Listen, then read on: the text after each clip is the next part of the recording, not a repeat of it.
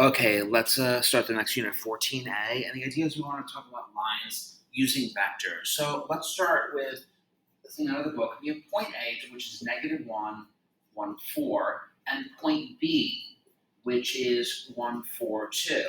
Now we know from geometry that there's only one line that passes through those 2 points. And you can see that on GeoGebra 3D. You want to plot the points and construct a line through it. There's only one line that goes through it. So the line that passes through AB is unique, and that we know. But the next thing we want to know is a certain point on this line. So is point C, which we're going to denote as 5, 10, negative 2, is C on this line? And so the question is, how do we figure that? You can here's a bunch of points, right? And the logic is we have A, B, and C. We don't know. It's easy to graph in 2 space, but on 3 space, it's a little weird. We don't know, but let's assume that, so the logic is going to be if we're going to look at vector AB and we're going to look at vector AC. So let's check that out. So vector AC, what is vector AC? Well, we can look at the journey. Negative 1 to 5 is 6. 1 to 10 is 9. And 4 to negative 2 is negative 6. And we're going to take a look at AB. And let's take a look at vectors. I'm sorry, let me just make this clear. AB is negative 1 to 1, that's 2. Positive 1 to 4, that's 3. And 4 to 2 is negative 2. So the idea is that, first of all, we can see clearly just by inspection that AC is equal to 3 AB. So first and foremost, AC is parallel to AB. We recall from the last unit that if 2 vectors are multiples of each other, then they're parallel. But we also know that since they both share the A, they're collinear. So, and since they both start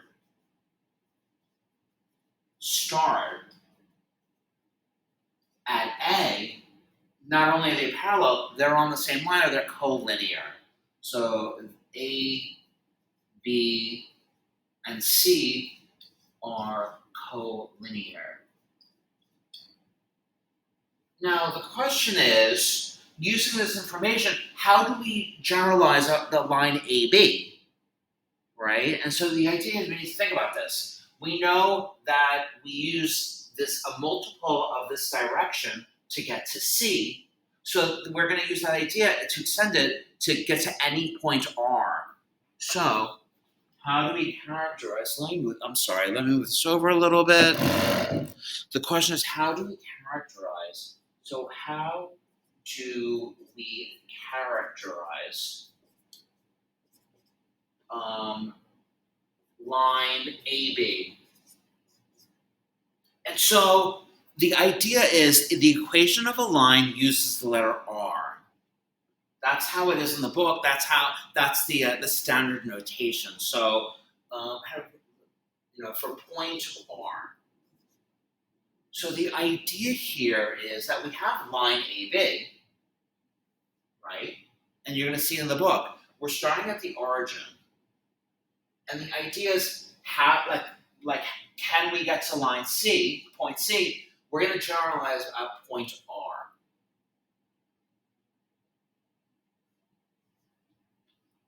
Okay?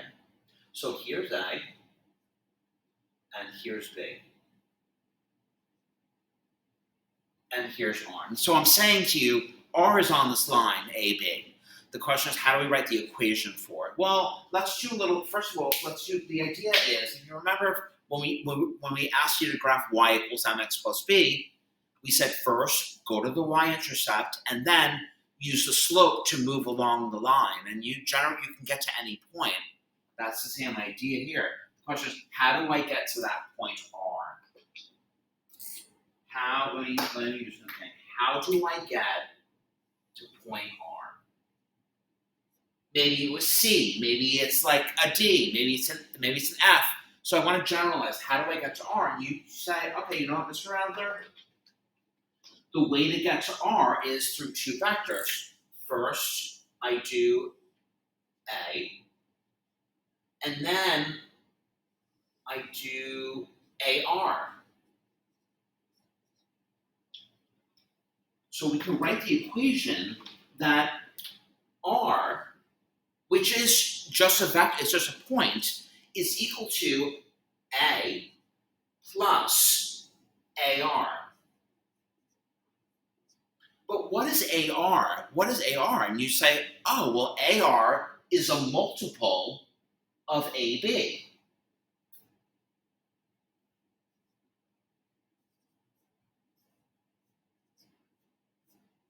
Times lambda, and that's the idea. So this should look at this equation is like y equals mx plus b. This is y equals mx plus the b, or the c.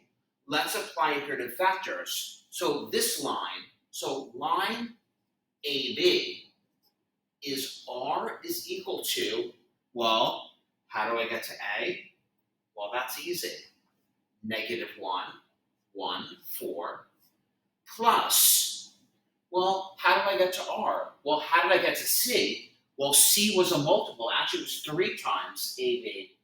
I don't know where R is, but I do know that it's a multiple of 2, 3, -2. So once again, start at -1, 1, 4, and then go some multiple of 2, 3, -2. And that's how we write the equation of a line. This is a point. This is a point on the line. And this is known as the direction vector.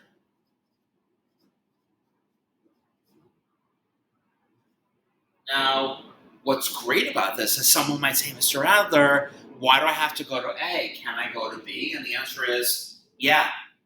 So you can write or R is equal to 1, 4, 2 plus 2, 3, -2 lambda. And that's the idea of writing the equation of a line. You need the slope and you need a point. So let's do some examples and then you're ready to go. Let's see, write the vector equation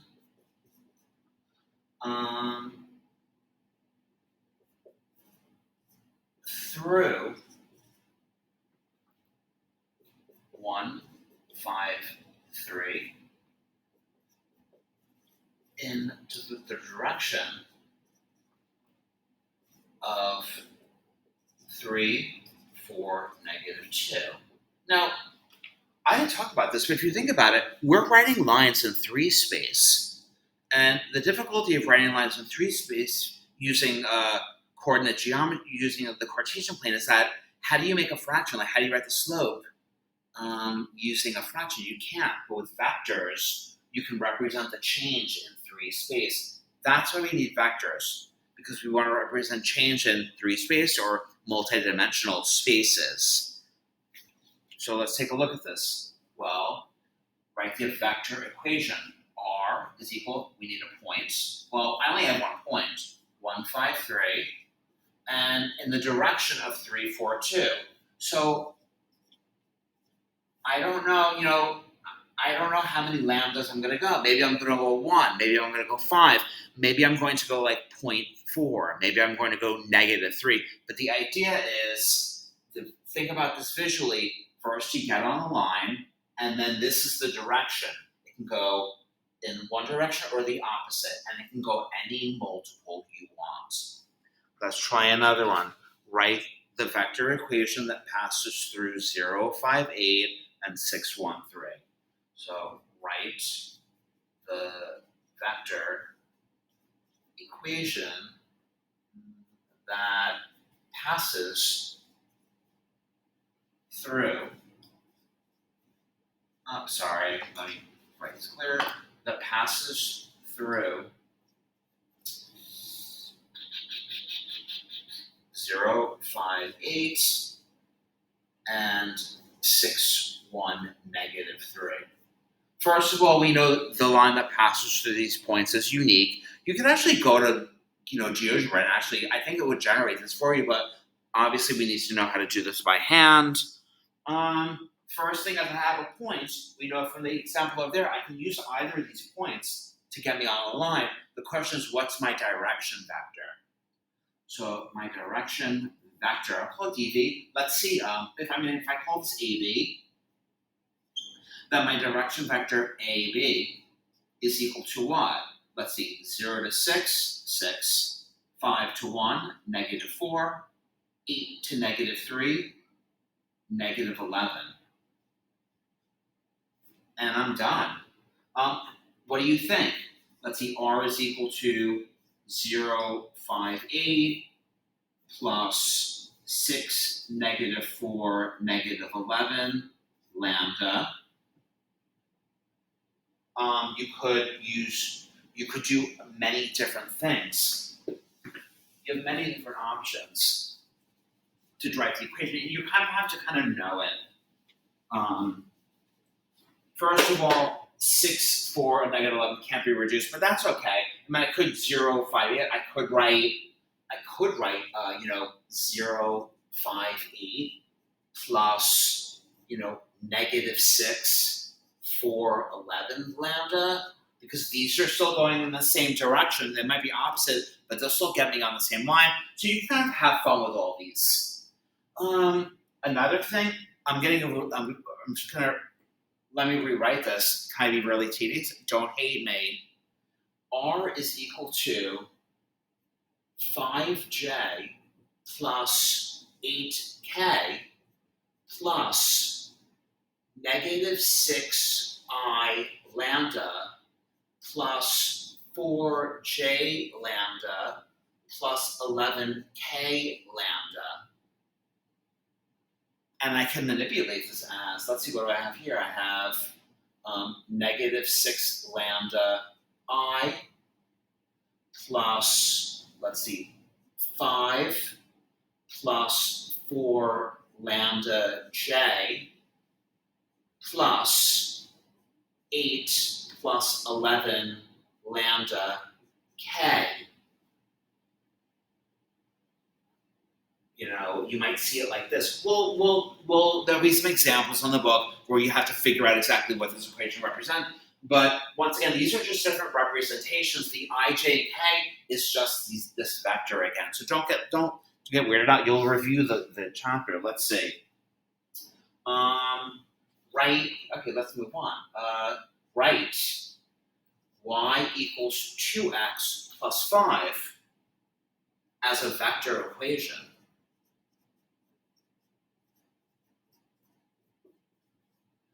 So I'm starting with the 2 space. How do we go from Cartesian to vector space? The idea is this is the line, y equals 2x plus 5. So you say, oh, you know what? How do I get to some random point r? Well, it's very straightforward. If you think about it, if you apply what we just did, you start at 0, and we go to the y-intercept, which is 5.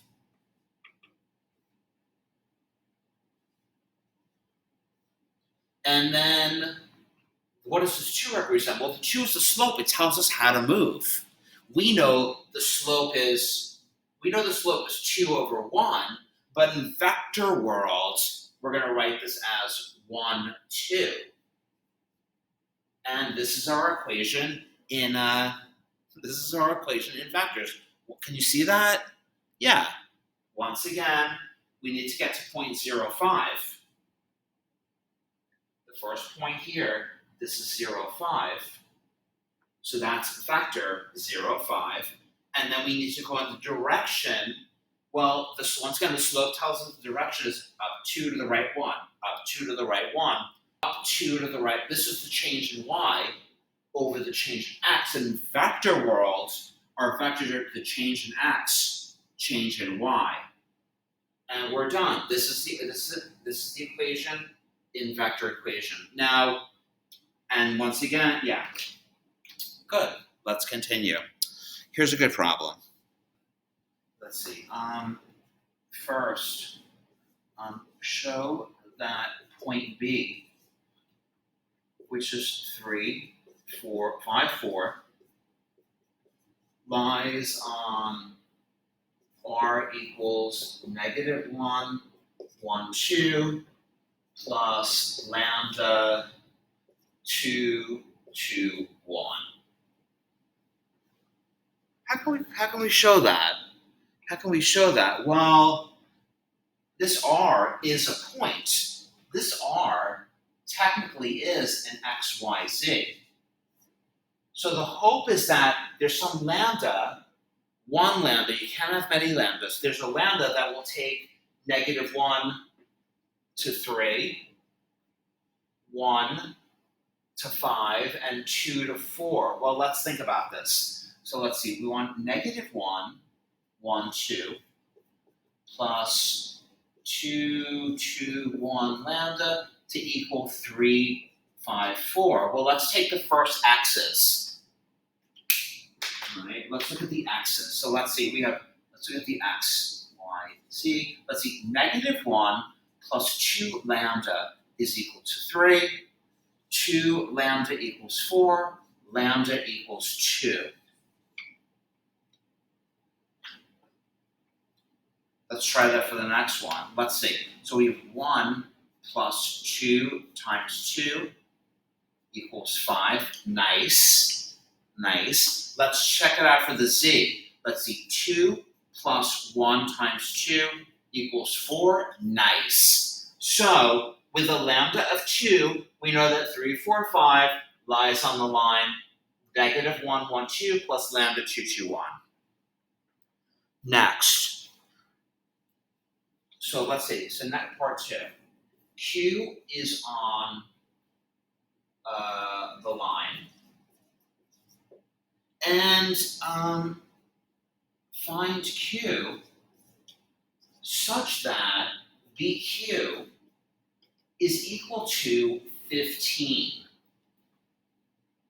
That's kind of weird, right? But it's not so bad. First of all, I'm telling you that Q is on the line. Let's talk about that for a second. Q is on the line.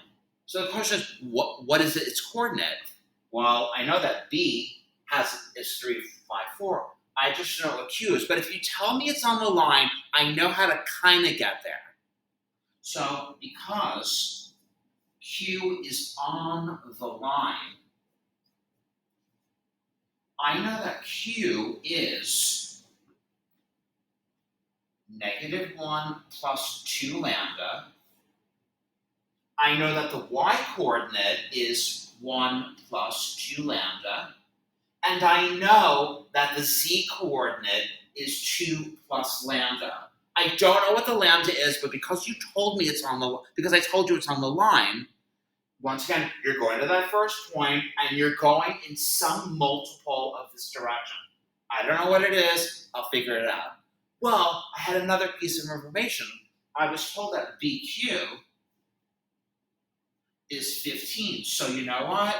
How do we find the length of a vector? Well, first, let's find that vector. What is BQ? What is the journey of BQ? Well, if B starts at 3 and goes to -1 plus 2 lambda, that means this is -4 plus 2 lambda. Remember, BQ it's the Q minus the B. So this is -1 plus 2 lambda minus 3, which is -4 plus 2 lambda. Once again, you can do it using arithmetic. Vector BQ is Q minus B. Or you can do it mentally in your head by the journey. If I start at 3 and I go to -1, 2 lambda, I've gone -4 plus 2 lambda. Let's see, 5 to 1 plus 2 lambda, -4 plus 2 lambda.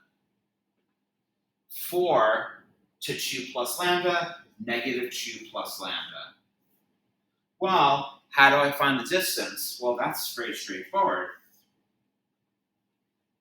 The distance of this is the square root of negative 4 plus 2 lambda squared plus negative 4 plus 2 lambda squared plus negative 2 plus lambda squared, and that's equal to 15.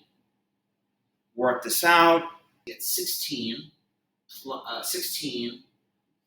minus 16 lambda plus 4 lambda squared plus 16 minus 16 lambda plus 4 lambda squared plus 4 minus 4 lambda plus lambda squared. What do I know? Let's see. We have 9 lambda squared minus 36 lambda.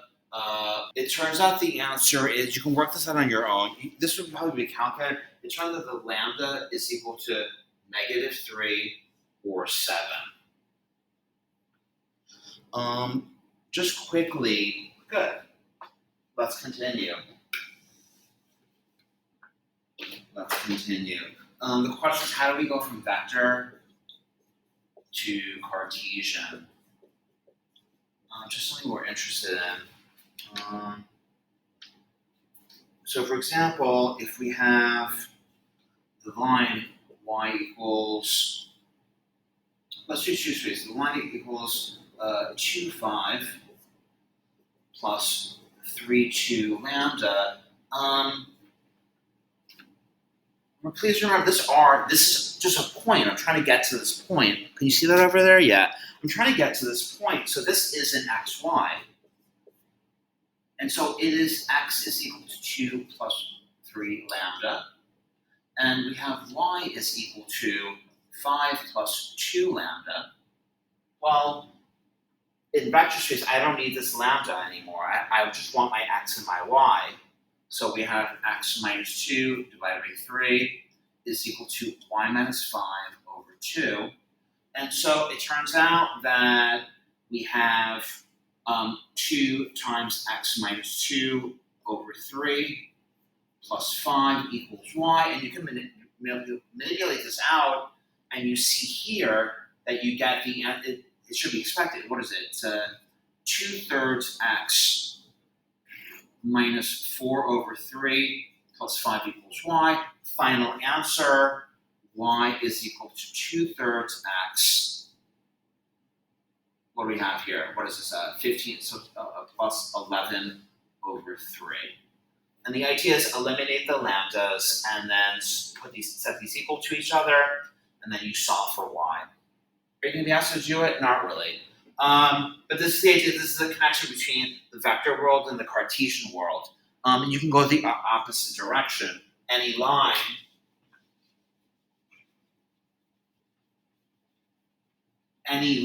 will take you to an equation. Now, the question is, how do we go? We could go the other way, but the thing you might be asking is, how do we write a 3-dimensional line in Cartesian space? Good question. And so when we get into that, let me just show you now. You can shut the video off. You're not going to be asked. Just quickly, if we have r equals 1, 2, 3 plus 4, 5, 6 lambda, we know that x is equal to 1 plus 4 lambda. We know that y is equal to 2 plus 5 lambda. And we know that z is equal to 3 plus 6 lambda. Well, we can solve for lambdas. So we have lambda here is 1 minus x minus 1 over 4.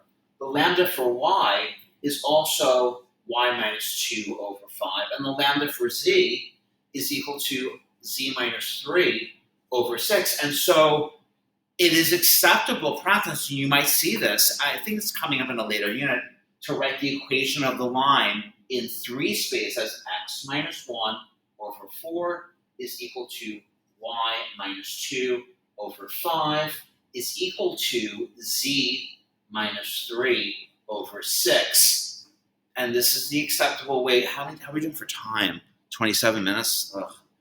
So you might see this is the representation, a Cartesian representation of a line in 3 space. What you're going to see in a later unit is how you're going to immediately get this back into vectors. Immediately you're going to see, oh, this is my direction vector, and this is my point on the line.